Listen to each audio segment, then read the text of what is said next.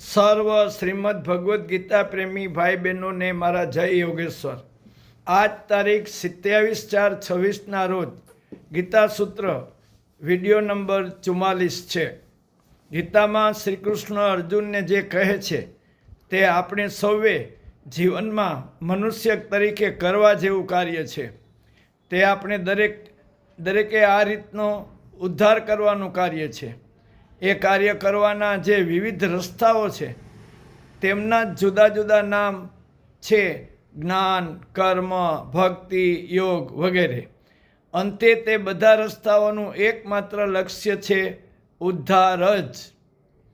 It, drink and બી મેરી જેવી પશુ વૃત્તિમાંથી મનુષ્ય વૃત્તિવાળા બનીએ, મનુષ્યમાંથી સંસ્કૃત મનુષ્ય બનીએ, સંસ્કૃત મનુષ્યમાંથી દેવી સંપત્તિ ધરાવતા થઈએ, એટલે કે માનવમાંથી મહામાનવ, નરમાંથી નારાયણ, પુરુષમાંથી પુરુષોત્તમ, મેનમાંથી સુપરમેન.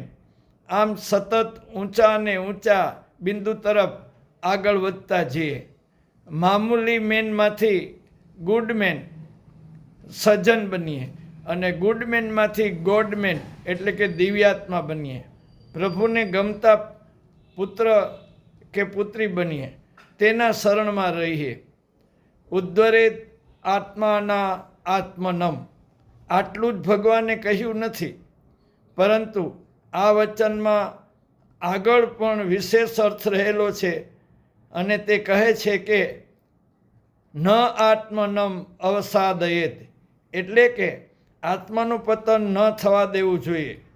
પહેલી નજરે એવું લાગે છે કે આ તો એકની એક વાત થઈ, ઉદ્ધાર કરવો એટલે પતન ન થવા દેવું, ઊંચે જવું એટલે નીચે ન જવું. તો પછી એકની એક જ વાત શા માટે બેવડાવી હશે? હું મનુષ્ય છું, તેમાંથી દેવ બનવાની ઈચ્છા કરું છું. દેવ કદાચ ન બની શકું તો પણ મનુષ્ય તો રહીશ જ. મનુષ્યથી નીચે ઉતરી પશુ તો નહીં જ બનું. આવી વાત છે. વધુ કાલે.